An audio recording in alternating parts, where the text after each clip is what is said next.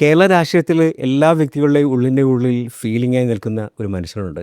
ഇപ്പോൾ പുതുപ്പള്ളിയിലെ കുഞ്ഞുകുഞ്ഞായിട്ടുള്ള ഉമ്മൻചാണ്ടി സാർ. സാറിൻ്റെ മകളായിട്ടുള്ള doctor Maria ഉമ്മനാണ് ഇന്ന് എന്നോടൊപ്പം ഉള്ളത്. മാം നമസ്കാരം.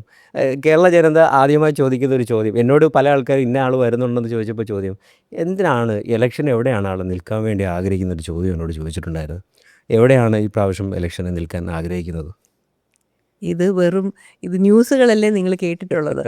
ഇത് ന്യൂസുകൾ മാത്രമാണ്. പലരും ഞാനും ഓൺലൈനിൽ കാണുന്നുണ്ട്, വാർത്തകൾ വായിക്കുന്നുണ്ട്. പക്ഷേ അതൊക്കെ ന്യൂസ് മാത്രമാണ്. അത് അങ്ങനെ കണ്ടാൽ മതി. അല്ല, ഒരുപാട് ചാരിറ്റി പ്രവർത്തനങ്ങൾ ആലപ്പുഴ ജില്ല ബേസ് ചെയ്തിട്ട് ചെങ്ങന്നൂർ ബേസ് ചെയ്തിട്ടൊക്കെ ചെയ്യുന്നുണ്ടല്ലോ. അപ്പോൾ ആൾക്കാർ വിചാരിക്കുന്നത് ചെങ്ങന്നൂർ അല്ലെങ്കിൽ അങ്ങനെയുള്ളൊരു സ്ഥലത്ത് ഇലക്ഷന് നിൽക്കുന്നുണ്ടെന്നുള്ളൊരു ഊഹാപോഹങ്ങളാണോ അത്? അങ്ങനെയല്ല. അങ്ങനെ ഒരു പ്രത്യേക സ്ഥലം നോക്കി അങ്ങനെ ചെയ്തിട്ടേയില്ല. എല്ലായിടത്തും അക്രോസ് കേരളയാണ് അത്. കാസർഗോഡും കണ്ണൂരും വയനാടും ഒക്കെ ചെയ്തിട്ടുണ്ട്.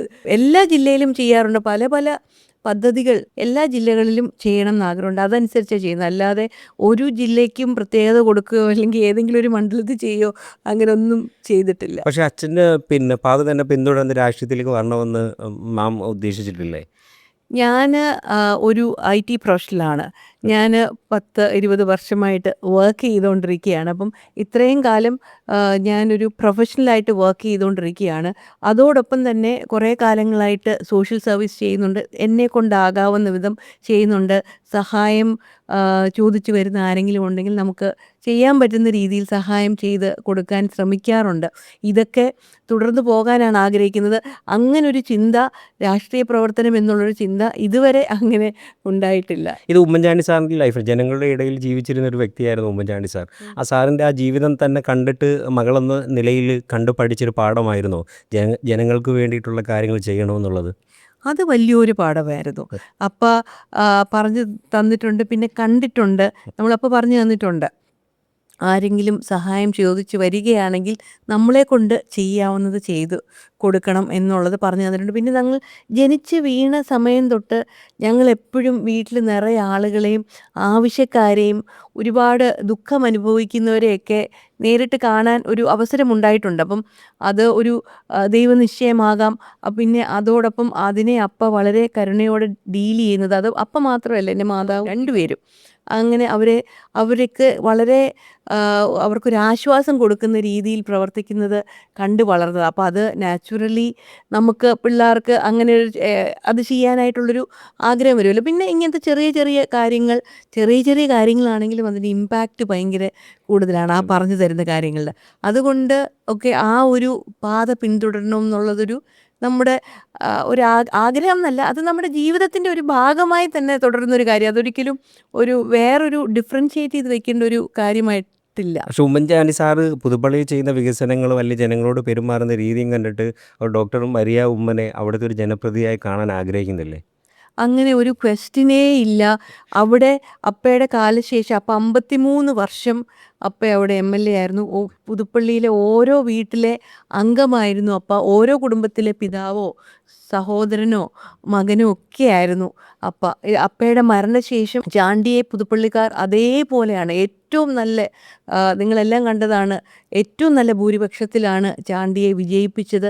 ചാണ്ടി ഇന്ന് അപ്പയോടൊപ്പം എത്താൻ ആർക്കും അത്ര ഈസി ആയിട്ടുള്ളൊരു കാര്യമല്ല. പക്ഷേ വളരെ ഏറ്റവും നല്ല രീതിയിൽ അവിടുത്തെ MLA ആയി പ്രവർത്തിച്ച് ഓരോ കുടുംബത്തിൻ്റെ അംഗമായി മാറിക്കൊണ്ടിരിക്കുകയാണ്. അവിടെ നല്ല രീതിയിൽ എല്ലാ രീതിയിലും പ്രവർത്തനങ്ങൾ. അപ്പം അതുകൊണ്ട് അങ്ങനെ ഒരു ചിന്ത ആർക്കുമില്ല, പുതുപ്പള്ളിക്കാർക്കുമില്ല, ജനങ്ങൾക്കുമില്ല, നമ്മൾക്കുമില്ല. അല്ല, പിതാക്കന്മാരുടെ മരണത്തിന് ശേഷം മക്കൾ രാഷ്ട്രീയത്തിലേക്ക് ഇറങ്ങുമ്പം അതുപോലെ തന്നെ സ്വാധീനം ജനങ്ങളിൽ നിന്ന് കിട്ടാറുണ്ടോ? അത് നമ്മൾ പ്രവർത്തിക്കുന്നത് പോലെ ഇരിക്കും. ഓക്കെ. അത് നമുക്കൊരിക്കലും പറയാം. ഇപ്പോൾ ചാണ്ടിക്ക് എന്തായാലും അതേ സ്വീകാര്യത ലഭിക്കുന്നുണ്ട്. അത് അപ്പം മരിച്ചു കഴിഞ്ഞ് ഭയങ്കരമായി സ്വീകാര്യത കിട്ടി. അതെ. അത് കഴിഞ്ഞ് ചാണ്ടിയുടെ പ്രവർത്തനം കൊണ്ടേ അത് നിലനിർത്താൻ സാധിക്കത്തുള്ളൂ. അതിപ്പം ആ സ്വീകാര്യത ഇപ്പം ലഭിക്കുന്നത് ചാണ്ടിയുടെ പ്രവർത്തനങ്ങൾ കൊണ്ടാണ്. അതുകൊണ്ട് ഒരു അപ്പൻ്റെ സ്ഥാനത്തേക്ക് മകൻ വരുമ്പോൾ അപ്പൻ്റെ പേരിൽ ജീവിതകാലം മുഴുവൻ നമുക്ക് ആ സ്വീകാര്യത ലഭിക്കണമെന്നില്ല. പിന്നെ നമ്മുടെ കയ്യിൽ കിട്ടിക്കഴിയുമ്പോൾ നമ്മുടെ പ്രവർത്തനം എങ്ങനെ ഇരിക്കുന്നോ അതനുസരിച്ച് ലഭിക്കുള്ളൂ. അത് ചാണ്ടി ചെയ്യുന്നുണ്ട്, അതുകൊണ്ട് ചാണ്ടിക്ക് ലഭിക്കുന്നുമുണ്ട്. ഈ വിവാദങ്ങളും വിമർശനങ്ങളും വീട്ടിൽ ഒരുപാട് സങ്കടങ്ങൾ ഉണ്ടാക്കിയിട്ടില്ലേ? ആ ഒരു സമയത്ത് എങ്ങനെയാണ് അതിജീവിച്ചത് ഫാമിലി? അതെന്ന് പറഞ്ഞാൽ എല്ലാവരും ചോദിക്കുന്നതാണെങ്കിലും സത്യം പറഞ്ഞാൽ അത് ആ, അപ്പ ഒരിക്കലും ഞങ്ങളുടെ വീടിൻ്റെ ഗേറ്റിനകത്തേക്ക് അപ്പയുടെ കരിയർ അല്ലെങ്കിൽ രാഷ്ട്രീയപരമായ ടെൻഷനുകൾ കൊണ്ടുവരാറില്ല. കൊണ്ടുവന്നിട്ടില്ല. ആഹാ. പലരും പറഞ്ഞ് കേട്ടിട്ടുണ്ട് ഓഫീസിൽ ടെൻഷൻ പല പാർട്ട്നേഴ്സ്, അത് ഹസ്ബൻഡ് ആയിക്കോട്ടെ വൈഫ് ആയിക്കോട്ടെ, വീട്ടിൽ വരുമ്പോൾ അത് കാണിക്കും എന്ന്. പക്ഷെ ഒരിക്കലും അപ്പ അങ്ങനെ ഒരു വ്യക്തിയായിരുന്നില്ല. അപ്പയുടെ ഒരു ടെൻഷനും ഗേറ്റിന് ഇപ്പുറത്തേക്ക് വന്നിട്ടില്ല ഒരിക്കലും. ഇങ്ങനത്തെ വിവാദങ്ങളൊക്കെ വരുമ്പം ഞങ്ങളുടെ വീട്ടിൽ അതിനെപ്പറ്റി ഒരു ഡിസ്കഷനോ, എസ്പെഷ്യലി മക്കൾ അറിയാതിരിക്കാൻ മക്കളെ പറ്റി ഭയങ്കര കെയർഫുള്ളായിരുന്നു. ഇനി അമ്മയോട് പറഞ്ഞിട്ടുണ്ടാകാം, വൈഫല്ലേ, അതെ. പക്ഷെ മക്കൾ ആരും ആ, ആ, അറിയാതിരിക്കാനും അവരുടെ മനസ്സ് വിഷമിക്കാതിരിക്കാൻ അപ്പം ഒരുപാട് ശ്രദ്ധിച്ചു. പിന്നെ ഒരു കാര്യം, അപ്പം ഭയങ്കരമായി ശക്തമായി വിശ്വസിച്ചിരുന്ന ഒരു കാര്യമുണ്ട്, തെറ്റ് ചെയ്തിട്ടില്ലെങ്കിൽ നമുക്ക് ആരെയും ഭയപ്പെടേണ്ട Yes, yes. കാര്യമില്ല. എന്നായാലും സത്യം പുറത്തു വരും. അത് കുറച്ച് കാലതാമസം എടുക്കുമായിരിക്കും.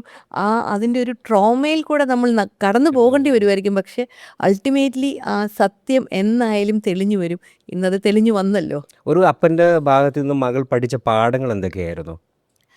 ആ, ഞാൻ എൻ്റെ അപ്പയെ നോക്കുകയാണെങ്കിൽ എൻ്റെ അപ്പ എനിക്ക് ഏറ്റവും എൻ്റെ ഓർമ്മയിൽ ആദ്യം എനിക്ക് എൻ്റെ ഒരു സ്കൂൾ കാലഘട്ടത്തിലൊക്കെ എനിക്കിപ്പം ഓർമ്മ വരുന്ന ആദ്യം അപ്പ പറഞ്ഞത്, മോളെ ആരെയും കൊണ്ട് അഹങ്കാരിയാണ് എന്ന് പറയിപ്പിക്കരുത്. അത് ഇന്നും എനിക്ക് എന്നാ പറഞ്ഞു തന്ന ആ ഒരു കാലഘട്ടവും പറഞ്ഞു തന്നതും എനിക്ക് ഇന്നും എൻ്റെ മനസ്സിൽ നിൽക്കുന്നുണ്ട്. അത് സത്യം പറഞ്ഞാൽ ഞാൻ പൂർണ്ണമായി അതിനെ അക്കോമഡേറ്റ് ചെയ്ത് അത് ചെയ്യാൻ ശ്രമിക്കാറുണ്ട്. അത് ചെയ്യാറുണ്ട്. പിന്നെ പറഞ്ഞു തന്ന ഒരു കാര്യം, നേരത്തെ പറഞ്ഞ പോലെ സഹായിക്കുന്നതിൻ്റെ കാര്യം പറഞ്ഞു തന്നിട്ടുണ്ട്. അങ്ങനത്തെ പിന്നെ ഒരു മൂന്നാമതൊരു കാര്യം ഞാൻ എല്ലായിടത്തും പറയാം, other man's point of view. നമ്മൾ എപ്പോഴും സംസാരിക്കുമ്പോഴും, ഇപ്പോൾ താങ്കളുടെ അടുത്ത് ഞാൻ സംസാരിച്ചുകൊണ്ടിരിക്കുകയാണ്, ഞാൻ എപ്പോഴും എന്തെങ്കിലും ഒന്ന് ഹേർട്ട് ചെയ്യാൻ സംസാരിക്കുമ്പോഴത്തേക്ക് ഞാൻ ഒന്ന് ചിന്തിക്കണം, ഞാൻ പറയുന്ന വാക്ക് താങ്കളെ എങ്ങനെ അത് ഹേർട്ട് ചെയ്യും എന്നുള്ളത്. അത് ചിന്തിച്ചിട്ട് വേണം സംസാരിക്കാൻ. ആ ഒരു പോയിന്റ് ഓഫ് വ്യൂ അപ്പം പറഞ്ഞു തന്നിട്ടുണ്ട്. പക്ഷെ അത് നമുക്ക് സ്വീകരിക്കാൻ വളരെ ഡിഫിക്കൽട്ടായിട്ടുള്ളൊരു കാര്യമാണ്. അപ്പം നല്ല രീതിയിൽ അത് ഫോളോ ചെയ്യായിരുന്നു. ഒരു സാധാരണ ഒരാൾക്ക് അത് ഭയങ്കര ബുദ്ധിമുട്ടാണ് അത് ഫോളോ ചെയ്യാൻ. ഒരുപാട് ചാരിറ്റി ഫൗണ്ടേഷൻസ് കാര്യങ്ങളൊക്കെ ചെയ്യുന്നുണ്ട്. എന്തൊക്കെ പ്രവർത്തനങ്ങളാണ് ഈ ചാരിറ്റിയിൽ അണ്ടറിൽ വരുന്നത് ഇപ്പോൾ?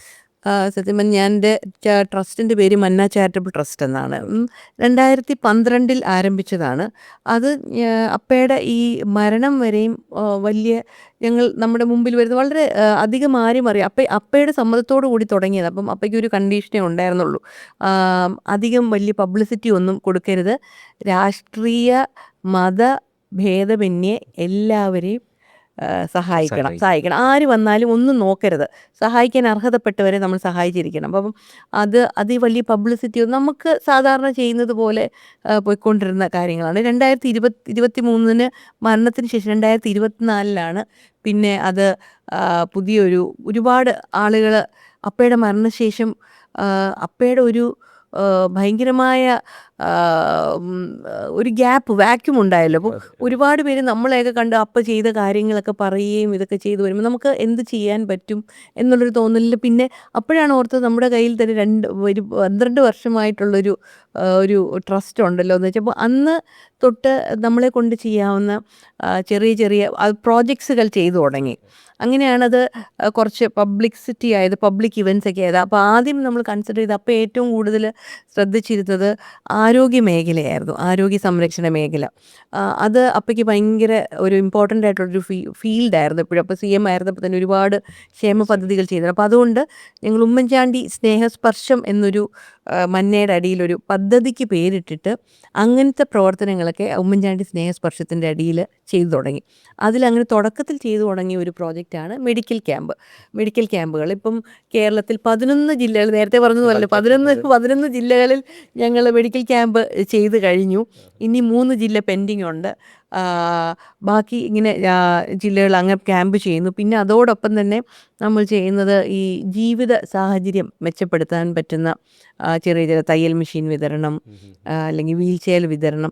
ഈ തയ്യൽ മെഷീൻ വളരെ ഒരു നല്ലൊരു ഇതാണ്. ഒരു കുടുംബമാണ് അവിടെ രക്ഷപ്പെടുന്നത്. അപ്പം നമ്മൾ ആ ഒരു ബെനിഫിഷ്യറിയെ ഓരോ പല പല അതും അക്രോസ് കേരള എല്ലായിടത്തും ചെയ്യണമെന്നുണ്ട്. അപ്പോൾ അതൊരു 2-3 ജില്ലയായിട്ടുള്ളൂ.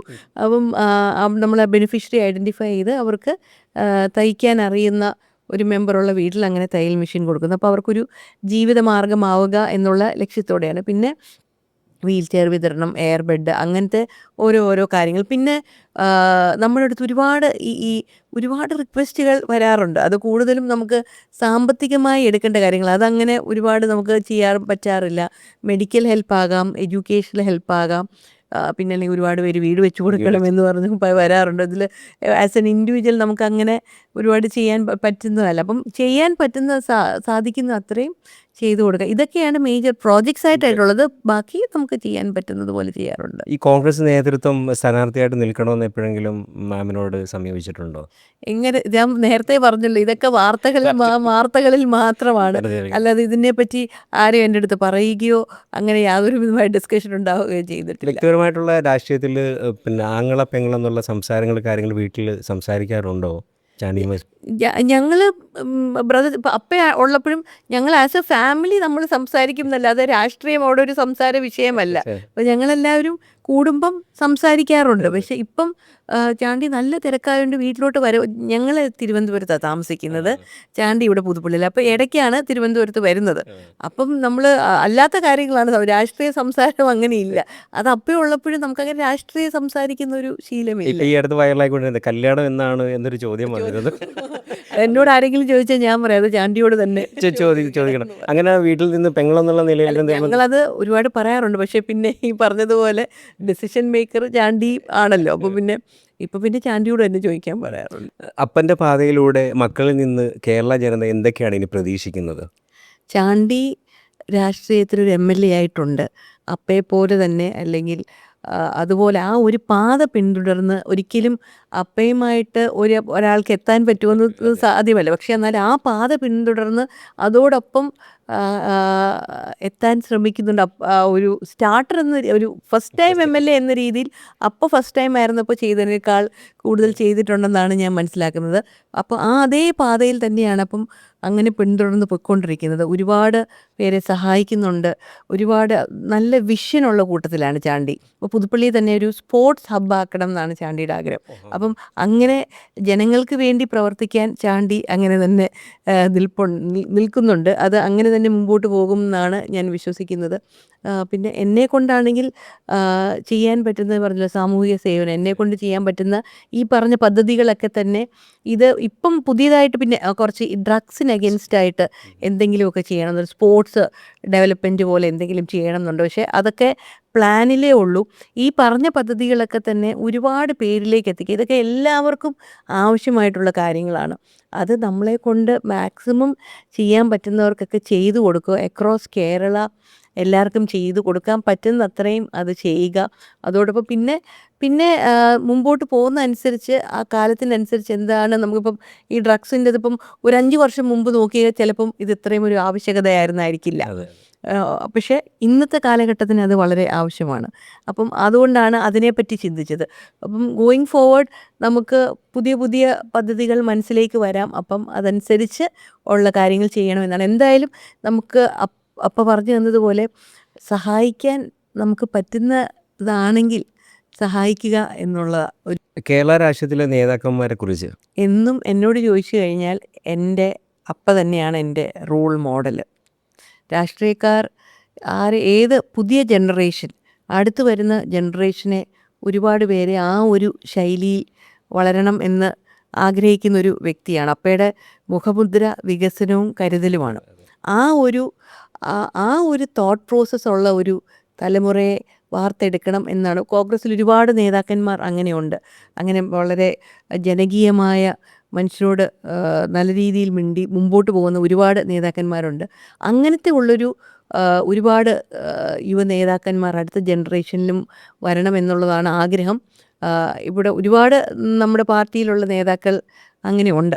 ഈ സൈബർ ആക്രമണങ്ങൾ ഉണ്ടാകാറില്ലേ? അതിനെയൊക്കെ എങ്ങനെയാണ് നേരിടുന്നത്? സൈബർ ആക്രമണങ്ങൾ എന്ന് പറയുമ്പം ആ, അത് നേരത്തെ പറഞ്ഞതുപോലെ നമ്മൾ തെറ്റ് ചെയ്തിട്ടില്ലെങ്കിൽ നമുക്ക് ആരെയും പേടിക്കേണ്ട പേടിക്കേണ്ട യെസ്. കാര്യമില്ല. അപ്പം അത് നമ്മൾ തെറ്റ് ചെയ്തിട്ടില്ല എന്നുള്ളൊരു വിശ്വാസമുണ്ടെങ്കിൽ നമ്മൾ മിണ്ടാതിരുന്നാൽ മതി. അത് ഏതെങ്കിലും ഒരു കാലത്ത് തെളിഞ്ഞു വരും. പിന്നെ ആ സൈബർ ആക്രമണം ചെയ്യണോ വേണ്ടയോ എന്നുള്ളത് ആ ചെയ്യുന്ന വ്യക്തി തീരുമാനിക്കേണ്ട യെസ്. കാര്യമാണ്. അത് അവൻ്റെ സ്വയം ഇതായിട്ടുള്ളൊരു കാര്യമാണ്. പക്ഷേ ഞാൻ എങ്ങനെ നേരിട്ടു എന്ന് ചോദിച്ചു കഴിഞ്ഞാൽ ഈ പറഞ്ഞ അതേ തോട്ട് പ്രോസസ്സ് ആയിരിക്കാം. തെറ്റ് ചെയ്തില്ലെങ്കിൽ പേടിക്കേണ്ട കാര്യമില്ല. എന്നാണെങ്കിലും അതൊരു സത്യം തെളിഞ്ഞു വരുമെന്നുള്ള വിശ്വാസത്തിൽ നമുക്ക് അതങ്ങനെ മുമ്പോട്ട് പോകാൻ സാധിച്ചു. ഈ രാഷ്ട്രീയവും എല്ലാം കഴിഞ്ഞതിന് ശേഷം ഡോക്ടർ മരിയ ഉമ്മൻ നല്ലൊരു സിംഗറാണ്, നല്ല പാട്ടുകാരിയാണ്, നല്ല എഴുത്തുകാരിയാണ്. പിന്നെ ഈ കലകളെ എങ്ങനെയാണ് ഇഷ്ടപ്പെടുന്നത്? അതിന് വേണ്ടിയിട്ട് എപ്പോഴാണ് സമയങ്ങൾ കണ്ടെത്തുക? പാട്ട് ചെറുപ്പത്തിലേ ഇഷ്ടമാണ്. ചെറുപ്പത്തിൽ സ്കൂളിൽ വെച്ചേ പാട്ടും ഡാൻസും ഒക്കെ കളിക്കുമായിരുന്നു. പാട്ട് പഠിച്ചിട്ടുണ്ട്. യൂത്ത് ഫെസ്റ്റിവലിലൊക്കെ പങ്കെടുക്കാൻ പോവുമായിരുന്നു. പിന്നെ പാട്ടെന്ന് പറയുമ്പം ഏത് സാഹചര്യത്തിലും നമുക്ക് മനസ്സിനെ ഭയങ്കര കുളിർമ നൽകുന്ന ഒരു കാര്യമാണ് പാട്ട്. നമ്മളിപ്പോൾ എത്ര ടെൻഷനിരുന്നാലും നല്ലൊരു മെലോഡിയസ് സോങ് കേട്ടാൽ അതിലൊരു ആശ്വാസമാണ്. അതുകൊണ്ട് ഏത് സമയത്തും പാട്ട് നല്ല മെലഡി എപ്പോഴും ഇഷ്ടപ്പെടുന്ന വ്യക്തിയാണ്. പക്ഷേ ഈ സമയം എന്ന് പറഞ്ഞത് ഞാൻ ഇപ്പോൾ അടുത്തിടെ തന്നെ കുറേ പ്രാവശ്യം പാട്ട് പഠിച്ചു തുടങ്ങി. പക്ഷേ എനിക്കത് കണ്ടിന്യൂ ചെയ്യാൻ പറ്റുന്നില്ല. പിന്നെ ആഗ്രഹമുള്ളത് കൊണ്ട് ഇടയ്ക്കിടയ്ക്ക് ഇങ്ങനെ പാടും. അപ്പൻ്റെ വേർപാടിൽ എത്രത്തോളം തളർന്നു പോയിട്ടുണ്ടായിരുന്നു? അതിൽ നിന്ന് ഓവർകം ചെയ്ത് വന്നത് എങ്ങനെയായിരുന്നു? സത്യം പറഞ്ഞാൽ അതിൽ നിന്ന് ഞാൻ ഒരിക്കലും പുറത്തേക്ക് വരാൻ പറ്റുമെന്ന് വിചാരിച്ചില്ല. അപ്പം മരിക്കുമെന്ന് എല്ലാവരും ഡോക്ടേഴ്സ് അപ്പം ഭയങ്കര വീക്കായി. പക്ഷേ എന്ന് പറഞ്ഞാൽ എൻ്റെ മനസ്സിൽ അപ്പം ജീവിക്കും എന്നുള്ള ഭയങ്കര പ്രതീക്ഷയായിരുന്നു. അപ്പം മരിച്ച ആ ദിവസം തൊട്ട് കുറേ 3-4 മാസത്തേക്ക് സത്യം പറഞ്ഞാൽ ഞാൻ വേറൊരു ലോകത്തായിരുന്നെന്ന് തന്നെ പറയാം. ഒരിക്കലും എനിക്ക് അതുമായിട്ട് ആക്സെപ്റ്റ് ചെയ്യാൻ പറ്റിയിരുന്നില്ല. അത് അപ്പയുടെ ചുറ്റുമായിരുന്നു എൻ്റെ ലോകം കറങ്ങിക്കൊണ്ടിരുന്നത്. അപ്പോൾ അതുകൊണ്ട് എനിക്കത് കുറേ കാലത്തേക്ക് എനിക്കത് ആക്സെപ്റ്റ് ചെയ്യാൻ ഒരിക്കലും പറ്റിയിരുന്നില്ല. എന്താണെന്ന് വെച്ചാൽ ഇന്ന് എനിക്ക് അന്ന് ഞങ്ങളുടെ ചെറുപ്പത്തിൽ എൻ്റെ ചെറുപ്പത്തിൽ അല്ലെങ്കിൽ മരിക്കുന്നതിന് കുറേ ചെറുപ്പം എന്ന് പറയാൻ പറ്റത്തില്ല. ചെറുപ്പകാലം തൊട്ട് അപ്പയ്ക്ക് അപ്പ ആശുപത്രിയിലാകുന്ന സമയം വരെ എപ്പോഴും ആ ഒരു ഫോൺ കോൾ അന്ന് അതെനിക്കൊരു ബുദ്ധിമുട്ടായി തോന്നിയെങ്കിലും ഇന്ന് ആ ഫോൺ കോൾ വരാത്തതിൻ്റേതായ ബുദ്ധിമുട്ട് എനിക്കുണ്ട്. അപ്പം അതങ്ങ് മിസ് ചെയ്ത് കഴിഞ്ഞപ്പം അതിൽ നിന്ന് എങ്ങനെ പുറത്തു വരും എന്നുള്ളത് എനിക്കറിയത്തില്ലായിരുന്നു. പക്ഷേ കുറേ മാസങ്ങൾ കഴിഞ്ഞപ്പോൾ അത് എങ്ങനെയൊക്കെയോ അതിൽ നിന്ന് കുറച്ചൊരാശ്വാസം ലഭിച്ചു. ജനങ്ങളുടെ ഇടയിലേക്ക് പോയി അവർ അപ്പയെപ്പറ്റി പറയുന്നത് കേട്ട് അവരുടെ ജീവിതാനുഭവം സഹായിച്ച കാര്യങ്ങളെല്ലാം പറഞ്ഞു കേട്ട് ഈ ദുഃഖത്തിന് കുറച്ച് ആശ്വാസം വന്നു. പക്ഷെ ഇന്നും എന്നോട് ചോദിച്ചു കഴിഞ്ഞാൽ പൂർണ്ണമായി ഞാൻ അതിൽ നിന്ന് മുക്തയായിട്ടില്ല. ഇന്നും ഒരു ദിവസം ഒരു പ്രാവശ്യമെങ്കിലും ഞാൻ അപ്പയെപ്പറ്റി ഓർക്കാത്ത ദിവസങ്ങളില്ല. പക്ഷേ നമ്മൾ ഇങ്ങനെ ജനങ്ങളിലേക്ക് ഇറങ്ങി അങ്ങ് തിരക്കേറിയ ജീവിതത്തിലേക്ക് പോകുമ്പോൾ അപ്പയെപ്പറ്റിയുള്ള കാര്യങ്ങൾ കേൾക്കുമ്പോൾ കുറേയൊക്കെ അതിലങ്ങ് ആശ്വാസം കണ്ടെത്തി മുമ്പോട്ട് പോകാൻ സാധിക്കുന്നുണ്ട്. വീട്ടിൽ എങ്ങനെയായിരുന്നു ഉമ്മൻചാണ്ടി സാർ? അപ്പ ചെറുപ്പത്തിൽ എന്ന് പറഞ്ഞാൽ വളരെ പാവം പാവം എന്ന് പറയുമല്ലോ. അപ്പം ഞങ്ങൾക്ക് 3 പേർക്കും പൂർണ്ണ സ്വാതന്ത്ര്യമുണ്ട്. അപ്പോൾ പഠിക്കുന്ന കാര്യത്തിലാണെങ്കിൽ അമ്മ കുറച്ച് ഡിസിപ്ലിൻ ചെയ്യുന്ന ആളാണ്. കുറച്ച് സ്ട്രിക്റ്റ് ആണ്. എന്ന് പറഞ്ഞാൽ ഭയങ്കര സ്ട്രിക്റ്റ് ഒന്നുമല്ല. പക്ഷെ അമ്മ കുറച്ച് ഡിസിപ്ലിൻഡ് ആയിട്ട് വളർന്ന കൂട്ടത്തിലായതുകൊണ്ട് ഞങ്ങൾ ഡിസിപ്ലിൻ ചെയ്യും. പക്ഷേ അപ്പയെന്ന് പറഞ്ഞാൽ പാവമാണ്. ഞങ്ങളൊന്നും പറയത്തില്ല. ഞങ്ങൾക്കപ്പം മാർക്കൊക്കെ കുറവ് കിട്ടുമ്പം അപ്പയുടെ അടുത്താണ് പോകുന്നത്. അമ്മയുടെ അടുത്ത് പോകാൻ പേടിയാണ്. അപ്പോൾ പിന്നെ ഒരു രസകരമായ സംഭവം എന്ന് പറഞ്ഞു കഴിഞ്ഞാൽ ഞങ്ങളെ അമ്മ തല്ലാൻ പിടിക്കുമ്പോഴത്തേക്ക് അപ്പയുടെ പുറകെ ചെന്ന് എനിക്ക് ഓർമ്മയുണ്ട്. ഞാൻ അപ്പയുടെ പുറകെ ഓടിച്ചിട്ടുണ്ട്. അമ്മയുടെ നിന്ന് തല്ലും കിട്ടിയിട്ടുണ്ട്. അപ്പയ്ക്ക് എന്നെ തല്ലുന്നത് അപ്പയ്ക്ക് കിട്ടിയിട്ടുണ്ട്. അങ്ങനെ ഒരു രസകരമായ സംഭവമാണ്. അപ്പം പാവമായിട്ടുള്ളൊരു അപ്പയാണ് ഞങ്ങളുടെ എല്ലാ ഇഷ്ടങ്ങൾക്കും കൂടെ നിൽക്കാൻ പറ്റത്തില്ലെങ്കിലും എല്ലാ ഇഷ്ടങ്ങൾക്കും കൂടെ നിന്നിരുന്ന അപ്പയാണ് എനിക്ക് എപ്പോഴും ഓർമ്മ. ഈ ചാരിറ്റിയൊക്കെ കഴിഞ്ഞിട്ട് ഏറ്റവും നല്ലൊരു സിംഗറായിട്ട് നമ്മൾ സോഷ്യൽ മീഡിയയൊക്കെ ആഘോഷിക്കുന്ന ഒരാളാണ് മാം. അതിനെക്കുറിച്ച് എന്താണ്? സത്യം പറഞ്ഞാൽ ചെറുപ്പത്തിലേ എനിക്ക് ഈ കല ഭയങ്കര ഇഷ്ടമാണ്. പാട്ടും ഡാൻസും ഒക്കെ ചെറുപ്പത്തിലേ ഭയങ്കര ഇഷ്ടമായിരുന്നു. സ്കൂളിലൊക്കെ വെച്ച് പാട്ടിനും ഡാൻസിനും ഒക്കെ യൂത്ത് ഫെസ്റ്റിവലിനൊക്കെ പോവുകയും കോളേജിൽ വെച്ച് ഒരുപാട് സമ്മാനങ്ങൾ വാങ്ങിക്കുകയും ഒക്കെ ചെയ്തു, സ്കൂളിലും കോളേജിലും ഒക്കെ വെച്ച്. അതുകൊണ്ട് അതൊരു പാഷനായിരുന്നു. ഇപ്പോൾ പിന്നെ തിരക്ക് കൂടിയപ്പോൾ ആം, ആ, സമയം അതിന് കുറവാണ്. എന്നാൽ ഇപ്പോഴും ഡാൻസിന് അങ്ങനെ പറ്റാറില്ല. പാട്ട് ഭയങ്കര താല്പര്യമാണ് ഇപ്പോഴും, പക്ഷേ അങ്ങനെ ടൈം കിട്ടാറില്ല. എനിക്കൊരു കൊയർ ഗ്രൂപ്പുണ്ട്, മെലോഡി. അതും മന്ന പോലെ തന്നെ 2012 ആരംഭിച്ചതാണ്. അത് ട്രിവാൻഡ്രം ബേസ്ഡ് ആയിട്ടുള്ള കൊയർ ഗ്രൂപ്പ്. ഞങ്ങൾ അതും ചാരിറ്റി ബേസ്ഡ് കൊയർ ഗ്രൂപ്പാണ്. ഒരു എല്ലാവരും എത്ര മെമ്പേഴ്സ് ഉണ്ട് അതിൽ? മെമ്പേഴ്സ് എന്ന് വെച്ചിട്ട് ഫ്ലോട്ടിംഗ് ക്രൗഡാണ്. ആഹാ. എന്ന് വെച്ചാൽ തുടങ്ങി ഒരു 10 വർഷത്തോളം, കോവിഡ് വരെ 5 വയസ്സുള്ള പിള്ളേർ തൊട്ട് 50 വയസ്സുള്ള ആൾ വരെ ഉണ്ടായിരുന്നു. പക്ഷേ കോവിഡ് ആയപ്പോൾ നമ്മൾ കിഡ്സ് സ്ക്വയർ അങ്ങ് നിർത്തിയായിരുന്നു. ഇപ്പം ഞങ്ങൾ സീനിയേഴ്സ് മാത്രമേ ഉള്ളൂ. ഇത് പ്രൊഫഷണൽസ് എല്ലാവരും ഉണ്ട്, ടീച്ചേഴ്സ്, ഡോക്ടേഴ്സ്, എൻജിനീയേഴ്സ്, എല്ലാവരും ഇതുപോലെ പാഷനേറ്റ് സിംഗേഴ്സ്. ഓക്കെ. പാഷനേറ്റ് സിംഗേഴ്സിൻ്റെ അതൊരു സൗഹൃദ കൂട്ടായ്മയാണ്. അപ്പം എഗെയിൻ അതും ചാരിറ്റി ബേസ്ഡാണ്. എല്ലാ വർഷവും ഞങ്ങൾ മേജർലി ചെയ്യുന്നത് ക്രിസ്മസിന് ഒരു പ്രോഗ്രാമാണ്. അതും മേജറായിട്ടൊരു ചാരിറ്റിയും ചെയ്യും, അതോടൊപ്പം ഞങ്ങളുടെ മെലോഡിയുടെ കൊയറും പ്രസൻറ്റ് ചെയ്യും. അങ്ങനെയാണ് അതിൻ്റെ. അപ്പം അതും ഒരു ഭയങ്കര റിലീഫായിട്ട് തോന്നാറുണ്ട്. അപ്പം പാടാനുള്ള ഒരുപാട് ടൈം അങ്ങ് കുറഞ്ഞപ്പം പിന്നെ ആകെ പാടാനുള്ള വെന്യൂ ഈ മെലോഡിയിലേക്ക് ചുരുങ്ങുന്നുണ്ട്. പിന്നെ എന്നാലും കുറച്ച് സമയം കണ്ടെത്തി പാട്ടൊക്കെ. ഏജ് ലിമിറ്റേഷൻ ഒന്നും ഇല്ല അതിലേക്ക്? ഇല്ല, അങ്ങനെ ഇല്ല. ഞങ്ങൾ ഇപ്പോൾ കൂടുതൽ ഞങ്ങൾ തന്നെ ഗ്രോ ചെയ്ത് 12 വർഷം എന്ന് പറയുമ്പോൾ 15 വർഷം എന്ന് പറയുമ്പോൾ ഞങ്ങൾ തന്നെ 15 വർഷം ബാക്കാണല്ലോ. അതെ. ഞങ്ങളുടെ ഏജ് ഗ്രൂപ്പിലാണ് ഇങ്ങനെ അത് പൊയ്ക്കൊണ്ടിരിക്കുന്നത്. അതിലെല്ലാ പ്രൊഫഷണൽസും ഉണ്ട്. പ്രൊഫഷണൽസ് എല്ലാവരും പല കാറ്റഗറി, പാടാൻ താല്പര്യമുള്ളവരുടെ ഒരു കൂട്ടായ്മ, ഒരു സ്നേഹക്കൂട്ടായ്മ. ഇതെങ്ങനെയാണ് നമ്മൾ അതിലേക്ക് മെമ്പർഷിപ്പ് എടുക്കുന്നത്? എങ്ങനെയാണ് മെമ്പർഷിപ്പ് എടുക്കുക അങ്ങനെ ഒരു ഇല്ല. ഞങ്ങൾ എല്ലാ വർഷവും ഈ ക്രിസ്മസിൻ്റെ ടൈം ആകുമ്പം ഞങ്ങളുടെ ഓൾറെഡി മെമ്പേഴ്സ് ഉണ്ടല്ലോ. ചിലർ പല കാരണങ്ങൾ കൊണ്ട് ചിലപ്പം സ്ഥലം മാറിപ്പോയി കാണും, ട്രാവൽ ഔട്ട് ചെയ്ത് കാണും, അല്ലെ ആ വർഷം സമയം പറ്റത്തില്ലായിരിക്കും, അങ്ങനെ കാണുന്നത്. അപ്പോൾ നമ്മൾ പുതിയ മെമ്പേഴ്സിനെ എടുക്കും. ഇപ്രാവശ്യം ഞങ്ങൾക്ക് ഗവൺമെൻറ്റിൻ്റെ ഓണം സമയത്ത് ഗവൺമെൻറ്റിൻ്റെ പരിപാടി തിരുവനന്തപുരത്ത് നിശാഗന്ധിയിൽ വെച്ച് അവതരിപ്പിക്കാനും അവസരം കിട്ടിയിട്ടുണ്ട്. ഞങ്ങൾ ഈസ്റ്റർ സോങ്സ് ഇറക്കിയിട്ടുണ്ട്, ഓണത്തിൻ്റെ സോങ്സ് ഇറക്കിയിട്ടുണ്ട്. അങ്ങനെ ഒരുപാട് ഗാനങ്ങൾ നമുക്ക് സമൂഹത്തിന് കൊടുക്കാനും സാധിച്ചിട്ടുണ്ട്. ഞങ്ങൾ പാടുന്നതിനോടൊപ്പം തന്നെ ചാരിറ്റി ചെയ്യാൻ സാധിച്ചിട്ടുണ്ട്. അവസാനമായി 2 ചോദ്യങ്ങൾ ചോദിച്ചിട്ട് ഞാൻ നിർത്താമെന്ന് പ്രതീക്ഷിക്കുന്നു. UDF അധികാരത്തിൽ വരുമോ? നിങ്ങൾക്ക് എന്ത് തോന്നുന്നു? അത് ഉറപ്പായിട്ടും UDF അധികാരത്തിൽ വരും എന്നുള്ള പൂർണ്ണ വിശ്വാസത്തിലാണ്. എന്താണെന്ന് വെച്ചാൽ ഈ പറഞ്ഞതുപോലെ നമ്മൾ ചുമ്മാ പറയുന്ന ഒരു കാര്യമല്ല അത്. നമുക്ക് നിലവിലെ രാഷ്ട്രീയ സാഹചര്യം നോക്കിയാൽ തന്നെ മനസ്സിലാകും ഇവിടെ കഴിഞ്ഞ 10 വർഷം കൊണ്ടുണ്ടായ മാറ്റങ്ങൾ. അപ്പോൾ ആ സാഹചര്യം കണക്കിലെടുത്തും പിന്നെ നമ്മുടെ മുമ്പിൽ വന്ന ഈ കഴിഞ്ഞ ഇലക്ഷനുകളുടെ റിസൾട്ട് കണക്കിലെടുത്തും നോക്കിയാൽ നമുക്ക് പൂർണ്ണമായ ഒരു വിജയം, നല്ല രീതിയിൽ ജയിച്ചു വരുമെന്നുള്ള പ്രതീക്ഷയിലാണ്. എത്ര സീറ്റ് അധികാരത്തിൽ UDF എത്ര സീറ്റ് കിട്ടുമെന്നുള്ള അങ്ങനെ പ്രഡിക്റ്റ് ചെയ്യാൻ എനിക്ക് സാധിക്കത്തില്ലല്ലോ. ഒരു ഇലക്ഷനിലും ആർക്കും അത് ചെയ്യുന്നവർ കാണും. ഞാൻ അതിൻ്റെ ഒരു പ്രൊഫഷണൽ അല്ല. പക്ഷേ നല്ല വിജയത്തിൽ, നല്ല വമ്പിച്ച ഭൂരിപക്ഷത്തിൽ ജയിച്ചു വരുമെന്നുള്ള വിശ്വാസം. ആരായിരിക്കും മുഖ്യമന്ത്രി? അങ്ങനത്തെ കാര്യങ്ങളെല്ലാം പാർട്ടിയാണ് തീരുമാനിക്കുന്നത്. അതെല്ലാം നിങ്ങൾ പാർട്ടിയിലെ നേതാക്കന്മാരോട് തന്നെ ചോദിക്കണം. ഇത്രയും വർഷത്തെ ചാരിറ്റി എക്സ്പീരിയൻസിൽ ആത്മസംതൃപ്തി കിട്ടിയ കുറേ കാര്യങ്ങളുണ്ടാവുമല്ലോ. മാമന് എപ്പോഴും ഓർത്തെടുക്കാൻ പറ്റുന്ന 1-2 കാര്യങ്ങൾ നമ്മളോട് ഷെയർ ചെയ്യാൻ പറ്റുമോ?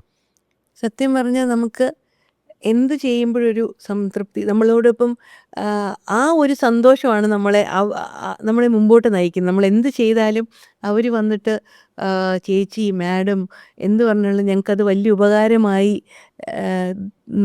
മാഡത്തിന് വേണ്ടി ഞങ്ങൾ പ്രാർത്ഥിക്കും. അതെന്ന് പറഞ്ഞാൽ ലോകത്തിൽ നമുക്ക് മറ്റെന്ത് കിട്ടുന്നതിലും വളരെ ഭയങ്കര ഒരു സന്തോഷം തരുന്നൊരു കാര്യമാണ്. പക്ഷേ പെട്ടെന്ന് എന്നോട് ചോദിക്കുകയാണെങ്കിൽ നമുക്ക് എമർജൻസി ആയിട്ട് വന്ന് പല സിറ്റുവേഷൻസും കേരളത്തിലുണ്ടായിട്ടുണ്ട്. ഓഖി, പ്രളയം, വയനാട് ദുരന്തം, പണ്ട് ഇടുക്കിയിലൊരു ലാൻഡ് സ്ലൈഡ് ഉണ്ടായിരുന്നു. ഞാനിപ്പോൾ നോക്കുകയാണെങ്കിൽ ഇതിൽ എല്ലാ കാര്യത്തിലും എൻ്റെ രീതിയിൽ ചെറിയതായിട്ടെങ്കിലും എനിക്ക് കോൺട്രിബ്യൂട്ട് ചെയ്യാൻ സാധിച്ചിട്ടുണ്ട്. അപ്പം അത് വളരെ ആത്മസംതൃപ്തി നൽകുന്ന ഒരു കാര്യമാണ്. ഈ ദുരന്തത്തിൽപ്പെട്ട് നമ്മളൊരു ദുരന്ത ഭൂമിയിൽ പോയി കഴിയുമ്പോൾ നമുക്ക് ആർക്കും സംഭവിക്കാവുന്നതാണത്. ഒരു ദുരന്തം ഇപ്പം നമ്മളിവിടെ ഇരിക്കുകയാണ്. ഒരു ഒരു ഫ്ലഡ് അല്ലെങ്കിൽ ഒരു ലാൻഡ് സ്ലൈഡ് ഒക്കെ വന്നു കഴിഞ്ഞാൽ ഇത് കംപ്ലീറ്റ് നമ്മൾ വാനിഷ്ഡ് ആയി പോവാണ്. അങ്ങനെ നമ്മൾ കണ്ട ഒരു ദുരന്തമാണ് വയനാട്. ഈ പറഞ്ഞ പോലെ ഈ പറഞ്ഞ ഓഖി ആകട്ടെ അല്ലെങ്കിൽ നമ്മുടെ ഇടുക്കിയിലുണ്ടായ സംഭവമാകട്ടെ, ഇതൊക്കെ ഒറ്റ നേരെ ഒന്ന് 1 മണിക്കൂർ കൊണ്ട് അല്ലെങ്കിൽ ഒന്ന് കണ്ണടച്ച് തുറക്കുന്ന മുമ്പ് നമ്മുടെ ജീവിതത്തിൽ നമ്മൾ സമ്പാദിച്ചതെല്ലാം പോയതാണ് നമുക്കവിടെ കാണാൻ സാധിച്ചില്ല. അതിൽ ചെറുതായിട്ടെങ്കിലും നമുക്ക് അവരെ സഹായിക്കാൻ സാധിച്ചിട്ടുണ്ട്. അത് വളരെ വളരെയേറെ ആത്മസംതൃപ്തി തന്നിട്ടുണ്ട്. ഇതിലൊക്കെ ചെയ്യാൻ പറ്റിയത് അത് അത് നമുക്ക് പറഞ്ഞറിയിക്കാൻ പറ്റുന്ന ഒരു ഫീലിംഗ് അല്ല. അത് ഭയങ്കര ഒരു ഫുൾഫില്ലിംഗ് ആയിട്ടുള്ളൊരു ഒരു കാര്യമാണ്.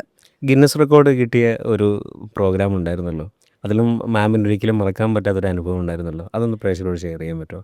അത് കുറച്ച് വർഷങ്ങൾക്ക് മുമ്പാണ്. ഈ സ്പെഷ്യലി ഏബിൾഡ് കുട്ടികളുടെ ഒളിമ്പിക്സ് അത് തിരുവനന്തപുരത്ത് വെച്ച് നടന്നതാണ്. അപ്പം അതിന് എൻ്റെ കൊലീഗ്സ് ഞങ്ങളുടെ ഓഫീസിൽ നിന്നുള്ളതായിരുന്നു.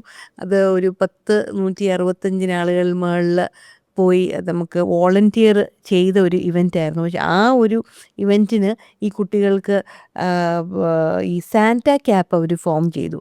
അതിനൊരു ഗിന്നസ് റെക്കോർഡ് കിട്ടിയിട്ടുണ്ട്. അത് വളരെ ഒരു നമുക്ക് ആ കുഞ്ഞുങ്ങളുടെ ആ ഒരു വലിയൊരു അച്ചീവ്മെൻറ്റിൻ്റെ ഒരു ഭാഗമാകാൻ സാധിച്ചു. അന്ന് അപ്പ CM ആയിരുന്നു. അപ്പം അപ്പയ്ക്ക് എന്തോ ഒരു അസൗകര്യമൊക്കെ വരാനായിട്ട് ബുദ്ധിമുട്ട് ഉണ്ടായിരുന്നു. പക്ഷേ അപ്പ വിളിച്ച് പറഞ്ഞ ഉടനെ തന്നെ അതെല്ലാം മാറ്റിവെച്ച് അവിടെ അപ്പോൾ വരികയും ചെയ്തു ആ ഇവൻറ്റിന്. അത് ഭയങ്കരമായിട്ടൊരു സന്തോഷം തന്നു. ആ കുഞ്ഞുങ്ങളുടെ ആ ഒരു സന്തോഷത്തിൽ അവിടെ വരാനും അതിൽ ഭാഗമായതും പിന്നെ ഇങ്ങനെ വലിയൊരു അച്ചീവ്മെൻറ്റ് അവർ നേടുന്നതിൻ്റെ ഭാഗമാകാൻ സാധിച്ചതിലും വളരെ സന്തോഷമുണ്ടായിരുന്നു. ഇങ്ങനത്തെ സന്തോഷങ്ങളാണ് നമ്മളെ ഇത് ചെയ്യാൻ വീണ്ടും പ്രേരിപ്പിക്കുന്നത്. ഇപ്പോൾ വയനാട് ദുരന്തത്തിൽ ആ സോഷ്യൽ മീഡിയ ചെയ്തിരിക്കുന്ന പ്രവൃത്തികളൊക്കെ വീണ്ടും പൊങ്ങി വരുന്നുണ്ട്. അതിനെക്കുറിച്ച് ആ ഓർമ്മകളിലേക്കൊന്ന് പോയാലോ? ഞാൻ പറഞ്ഞല്ലോ, ഞങ്ങളാദ്യം ആ ദുരന്ത ഭൂമി ചെന്ന് കണ്ടതാണ്. ഒരു രാത്രി കൊണ്ട് ഒരു ഏരിയ മുഴുവൻ വാഷ് ഔട്ട് ആയതാണ് നമ്മളവിടെ കണ്ടത്. നമുക്ക് ആ ഫസ്റ്റ് ടൈം പോയിട്ട് ആ ഒരു ഫീലിംഗ് ഭയങ്കരമായിരുന്നു. അന്ന് ഞങ്ങൾ കുറേ ഇതിൻ്റെ അഫക്റ്റഡ് ആയിട്ടുള്ള കുറേ പേരുമായിട്ടുള്ള അന്നൊരു ഫസ്റ്റ് മീറ്റിംഗ് ഉണ്ടായിരുന്നു. പലരെയും കണ്ട് നമുക്ക് ഭയങ്കര ബുദ്ധിമുട്ടാണ് ഉണ്ടായത്. എല്ലാം ഉണ്ടായിരുന്ന ആളുകളാണ്. ഒറ്റ നിമിഷം കൊണ്ട് ഒരു രാത്രി കൊണ്ട് എല്ലാം നഷ്ടപ്പെട്ടവരാണ്. ഒരു വ്യക്തിയെ ഞങ്ങൾ ഒരു കുടുംബത്തിൽ 11 പേര് നഷ്ടപ്പെട്ട ഒരു വ്യക്തിയെ കണ്ടു. അങ്ങനെ എല്ലാം നഷ്ടപ്പെട്ടവർ പലരും മരിച്ചാൽ മതിയായിരുന്നു എന്ന് ആഗ്രഹിക്കുന്ന ഒരുപാട് വ്യക്തികളെ കണ്ടായിരുന്നു. ഏറ്റവും സംതൃപ്തി എന്ന് പറഞ്ഞു കഴിഞ്ഞാൽ അവർക്ക് വേണ്ടി കുറേ കാര്യങ്ങൾ ചെയ്യാൻ സാധിച്ചു. അവരുടെ കുട്ടികളുടെ പഠനത്തിനും അവരുടെ ജീവിത സാഹചര്യം മെച്ചപ്പെടുത്തുന്നതിനും കുറച്ച് കാര്യങ്ങൾ ചെയ്യാനായിട്ട് എനിക്കതിൻ്റെ ഒരു ഞാനതിൻ്റെ ഒരു വഴിയാകാൻ സാധിച്ചു. അത് ഭയങ്കര ആത്മസംതൃപ്തി നൽകിയായിരുന്നു. കുറേ പേരുടെ അവരുടെ ജീവിതം അത്രയും എല്ലാം നഷ്ടപ്പെട്ടവർക്ക് എന്തെങ്കിലും തിരിച്ചൊന്ന് കരുപ്പിടിപ്പിക്കാൻ. അതിനുശേഷം അവിടെ പോയിരുന്നോ? പിന്നെ അതിനുശേഷവും പോയായിരുന്നു, കൊടുക്കാനായിട്ട് ലാസ്റ്റും പോയായിരുന്നു. അപ്പം അവർക്ക് അവരുടെ സന്തോഷം വളരെ നമുക്ക് അതാ പറഞ്ഞ് അവർ നമ്മളോട് സംസാരിക്കുമ്പോൾ ഉള്ളൊരു ഫീലിംഗ് നമുക്കത് കേൾക്കുമ്പോഴാണ് അത് മനസ്സിലാകുന്നത്. അതോടൊപ്പം തന്നെ എനിക്കിപ്പോൾ ചോദിച്ചപ്പോൾ പെട്ടെന്ന് ഓർമ്മ വന്നതാണ് നമ്മുടെ പ്രളയം വന്ന സമയത്ത് നമ്മുടെ ഇതുപോലെയായിരുന്നു. ഒരു രാത്രി ഇരുട്ടി വെളുത്തപ്പം നമ്മൾ ഉറങ്ങിക്കിടന്ന് രാവിലെ വീടിൻ്റെ ഫ്രണ്ടിൽ വെള്ളമാണ്. ഒട്ടും പ്രതീക്ഷിക്കാതെ കേരളത്തിൽ അങ്ങനെ വെള്ളം. ആ ഒരു സംഭവത്തിൽ എനിക്ക് ഓർമ്മയുള്ളതെന്ന് പറഞ്ഞു കഴിഞ്ഞാൽ കുറേ തിരുവനന്തപുരത്താണല്ലോ മത്സ്യത്തിൻ്റെ ആളുകളെല്ലാം ഉണ്ടായിരുന്നത്, മത്സ്യക്കാർ.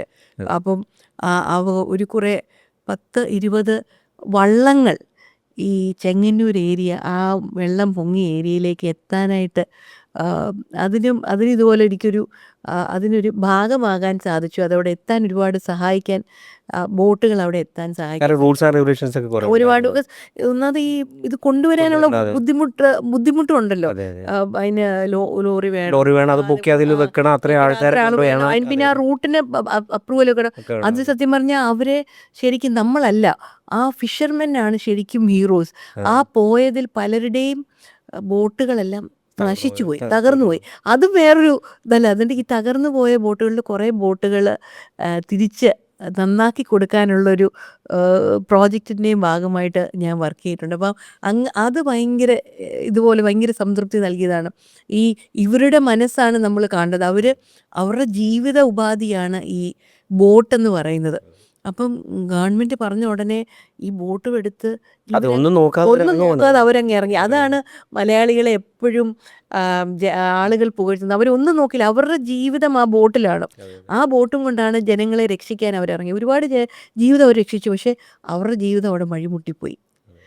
ഒരുപാട് നശിച്ചു പോയി അവരുടെ ബോട്ടുകൾ. പക്ഷേ അതിലും എനിക്ക് കുറേ ബോട്ടുകൾ നന്നാക്കി കൊടുക്കാനായിട്ടുള്ള മറ്റൊരു പ്രോജക്റ്റ് ഞങ്ങളുടെ ഓഫീസിൽ നിന്ന് അവിടെ ടെക്നോ പാർക്കിൽ നിന്ന് എല്ലാവരും കൂടെ ചെയ്തിരുന്നു. അതിൻ്റെയും ഭാഗമാകാനായിട്ട് സാധിച്ചു. അതൊക്കെ വളരെ ആത്മസംതൃപ്തി നൽകിയിട്ടുള്ള തകർന്നിരിക്കുന്ന അല്ലെ തളർന്നിരിക്കുന്ന ഒരു മനുഷ്യനെ കൈകൾ പിടിച്ച് നമ്മൾ മുന്നിലേക്ക് കൊണ്ടുവരിക, അവർക്ക് ജീവിതം തിരിച്ചു കൊടുക്കുന്ന ഒരു ഫീൽ. അത് ഭയങ്കരമായ ഒരു സന്തോഷമായിരുന്നു. ഒരുപാട് യാത്രകൾ ചെയ്യാറുണ്ട്. വിശ്രമിച്ചാലേ ക്ഷീണിക്കൂ എന്നുള്ള ഒരു അപ്പൻ്റെ മകളാണ്. ഈ യാത്രകളെ എങ്ങനെയാണ് ഇഷ്ടപ്പെടുക, അല്ലെങ്കിൽ ഇങ്ങനെ ഒരു ടൈമിനെ എങ്ങനെയാണ് അഡ്ജസ്റ്റ് ചെയ്യുക? യാത്രകൾ ഇപ്പം എൻ്റെ ജീവിതത്തിൻ്റെ ഒരു ഭാഗമായി മാറിക്കഴിഞ്ഞു. വീക്കെൻഡ്സ് ആയിക്കഴിഞ്ഞാൽ ഇപ്പം എനിക്ക് യാത്ര ചെയ്യാതെ യാത്ര ചെയ്യണം. അതൊരു ശീലമായി മാറി. ഇപ്പോഴാണ് ഞാനത് മനസ്സിലാക്കുന്നത്. അപ്പ പറഞ്ഞത് കേട്ടിട്ടുണ്ട്, അപ്പ ജനങ്ങളിൽ നിന്നാണ് ഊർജം വലിച്ചെടുക്കുന്നതെന്ന്. ഇപ്പം യാത്ര ചെയ്ത് ഒരുപാട് പേരെ കാണുന്നു, ഒരുപാട് നമുക്ക് മറ്റൊരാളെ സഹായിക്കാൻ സാധിക്കുന്നു. അങ്ങനത്തെ ഒരുപാട് പ്രവർത്തനങ്ങളിൽ ഏർപ്പെടുമ്പോൾ, നമ്മൾ ആ യാത്രകളുടെ ഭാഗമായി തീരുമ്പോൾ സത്യം പറഞ്ഞാൽ ഞാനങ്ങനെ ക്ഷീണം അറിയുന്നില്ല. അതൊരു പാഷനായി മാറിയിട്ട് ഒരുപാട് പേര് ചോദിക്കാറുണ്ട് എങ്ങനെയാണ് ഇങ്ങനെ യാത്ര ചെയ്യുന്നത്. അത് എനിക്ക് തോന്നുന്നത് ചിലപ്പം ഞങ്ങൾക്കിപ്പം ചാണ്ടി ഒരുപാട് യാത്ര ചെയ്യുന്നുണ്ട്. അപ്പം അതെനിക്ക് തോന്നുന്നു ചിലപ്പം ഞങ്ങൾക്കൊക്കെ അപ്പയുടെ നിന്ന് കിട്ടിയതായിരിക്കാം.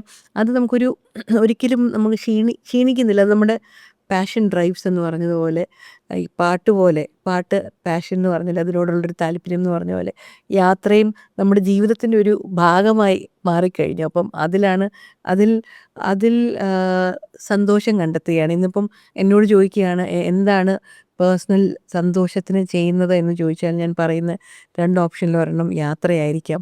അത് ഒരുപാട് പേരെ കാണുമ്പം അവരോട് സംസാരിക്കുമ്പോൾ, അവരുടെ അനുഭവങ്ങൾ കേൾക്കുമ്പോൾ, അവരെ സഹായിക്കാൻ പറ്റുമ്പോൾ കിട്ടുന്ന ഒരു സന്തോഷം ഒരു വ്യത്യസ്തമായ സന്തോഷവും അനുഭവമാണ്. പാട്ട് പോലെ തന്നെ പാട്ട് നമ്മുടെ മനസ്സിന് എപ്പോഴും കുളിർമ നൽകും എന്ന് പറഞ്ഞതുപോലെ ഇതൊരു മറ്റൊരു അനുഭവമാണ് തരുന്നത്. ചെറുപ്പകാലത്തിൽ ബർത്ത്ഡേ ആഘോഷങ്ങളൊക്കെ വരുമ്പോൾ അപ്പം തിരക്കായിരിക്കുമല്ലോ. അപ്പം അങ്ങനെയുള്ള ബർത്ത്ഡേ കാര്യങ്ങളൊക്കെ ഓർത്ത് വെച്ച് സമ്മാനങ്ങൾ തരുന്ന ഒരു അപ്പനായിരുന്നോ ചെറുപ്പകാലഘട്ടത്തിൽ? അങ്ങനെ പറയാൻ പറ്റും. ഞങ്ങളുടെ വീട്ടിൽ അങ്ങനെ സമ്മാനം തരുന്ന രീതികളൊന്നും അങ്ങനെ ഇല്ലായിരുന്നു. ആകെ ക്രിസ്മസ് ടൈം ആകുമ്പം ക്രിസ്മസ് പപ്പ തന്നാന്ന് പറഞ്ഞ് ഗിഫ്റ്റ് ഒളിപ്പിച്ച് വെക്കും. ഞാനത് വിശ്വസിക്കുമായിരുന്നു, ക്രിസ്മസ് പപ്പ എന്ന് വിചാരിച്ചു. അച്ചു അങ്ങനെ വിശ്വസിക്കത്തില്ലായിരുന്നു. അപ്പം അല്ലാതെ ഞങ്ങൾക്ക് ബർത്ത്ഡേക്ക് വല്ല ഡ്രസ്സൊക്കെ വാങ്ങിച്ചു തന്നതായിരിക്കും, ഓർമ്മയില്ല. അങ്ങനെ ഒരു ഗിഫ്റ്റ് തരുന്ന ഒരു രീതികൾ ഒരിക്കലും വീട്ടിലുണ്ടായിരുന്നു. പക്ഷേ ഇന്നത്തെ തലമുറയ്ക്ക് കാര്യം വേറെ. എൻ്റെ മകൻ്റെ അടുത്ത് വരുമ്പം അത് വേറെയാണ് കാര്യം. പക്ഷേ ഞങ്ങൾക്ക് വീട്ടിൽ അങ്ങനെ സമ്മാനം തരിക, ഒരു ഫംഗ്ഷന് സമ്മാനം തരിക, ബർത്ത്ഡേക്ക് അങ്ങനെ ഒരു സ്പെഷ്യൽ, പിന്നെ എന്തെങ്കിലുമൊക്കെ ചെറുതായിട്ടൊക്കെ തന്നിട്ടുണ്ടെന്നല്ലാതെ ഒരു സമ്മാനം പ്രത്യേകമായി ഉള്ള ഒരു ഓർമ്മയിലുള്ള കാര്യമില്ല. പക്ഷെ ഞാൻ മിസ് ചെയ്യുന്നൊരു കാര്യം, ഞാൻ എൻ്റെ ചെറുപ്പത്തിലുണ്ടായിരുന്നപ്പം അപ്പ എപ്പോഴും വീട്ടിൽ വന്നാൽ ആദ്യം എന്നെ കണ്ട ഉടനെ എൻ്റെ ഇവിടെ നെറുകയിലൊരു ഉമ്മ തരുമായിരുന്നു. അത് ഞാൻ വിവാഹം കഴിക്കുന്നത് വരെ ഞാൻ വീട്ടിൽ വന്ന് കയറുമ്പോൾ എന്നെ ആദ്യം എപ്പോൾ കാണുന്നോ എന്നെ ഇങ്ങനെ പിടിച്ചിട്ട് ഇവിടെ ഉമ്മ തരുമായിരുന്നു. പിന്നെ എൻ്റെ വിവാഹത്തലേന്ന് എൻ്റെ അടുത്ത് അപ്പ ചോദിച്ചു, മോക്ക് വിഷമമുണ്ടോ എന്ന് ചോദിച്ചു. ഞാൻ പറഞ്ഞു എനിക്കൊരു വിഷമവും ഇല്ല അപ്പേ, ഞാനിവിടെ നിങ്ങളുടെ അടുത്ത് തന്നെയല്ലേ, തിരുവനന്തപുരത്ത് തന്നെയാണ്. അപ്പോൾ ചിലപ്പോൾ പറഞ്ഞു, അപ്പോൾ അപ്പ പറഞ്ഞു എനിക്ക് വിഷമമാണ് മോളെ എന്ന് പറഞ്ഞു. അപ്പോൾ ആ രണ്ട് അനുഭവങ്ങൾ അപ്പം അത് എൻ്റെ മനസ്സിൽ ഇപ്പോഴും ഉണ്ട്. പക്ഷെ അങ്ങനെ അതൊക്കെ ഒരു സ്നേഹം, ഭയങ്കരമായ ആ ഒരു സ്നേഹത്തിൻ്റെ ഒരു ഫീലിംഗ് ആണ്. പക്ഷെ അല്ല ഒരു സമ്മാനം എന്നുള്ളൊരു ശീലങ്ങൾ അങ്ങനെ ഒരു ഈ ഞങ്ങളുടെ വീട്ടിലില്ലായിരുന്നു. രാവിലെ 5 മണി മുതലേ ആൾ ആക്റ്റീവ് ആയിരിക്കും.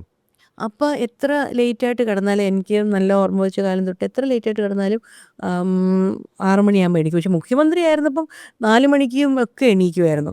അപ്പോൾ 2 മണിക്ക് കിടന്നാലും 4 മണി 4:30 മണിക്ക് എണീക്കുമായിരുന്നു. അല്ലാതെ നോർമൽ ഇതിൽ പിന്നെ പ്രായമായതിന് ശേഷം 6 മണി അപ്പോൾ എത്ര ലേറ്റായിട്ട് 6 മണിയാകുമ്പോൾ എണീറ്റ് ഞങ്ങളൊക്കെ പതിയെ എണീറ്റ് താഴെ വരുമ്പോഴത്തേക്ക് അപ്പം ഫ്രണ്ടിൽ ഊണുമേശയിൽ പത്രവും വായിച്ച് ഇരിക്കുന്നതാണ് എപ്പോഴും കാണുന്നത്. പിന്നെ അവസാനമായിട്ട് ഒറ്റ ക്വസ്റ്റ്യൻ കൂടി. പുതിയ ജനറേഷനോട് ഒരു ഉപദേശം കൊടുക്കാൻ പറഞ്ഞാൽ മാം എന്തായിരിക്കും ഒരു ഉപദേശം കൊടുക്കുക? നമുക്ക് ഇന്ന് നമ്മുടെ സമൂഹത്തിൽ ഒരുപാട് വാല്യൂസ് പോയിക്കൊണ്ടിരിക്കുകയാണ്. നമുക്ക് ഇതുപോലെ ഈ നേരത്തെ പറഞ്ഞതുപോലെ മറ്റൊരാളെ സഹായിക്കുമ്പോൾ നമുക്കൊരു കിട്ടുന്ന ഒരു ആത്മസംതൃപ്തി എന്ന് പറഞ്ഞു. അങ്ങനെ ഉള്ള ഒരു ജനറേഷനെ നമുക്ക് വാർത്തെടുക്കാൻ സാധിക്കണം. ആ, കരുതൽ, എൻ്റെ അപ്പയുടെ മുഖമുദ്ര വികസനവും കരുതലുമായിരുന്നു.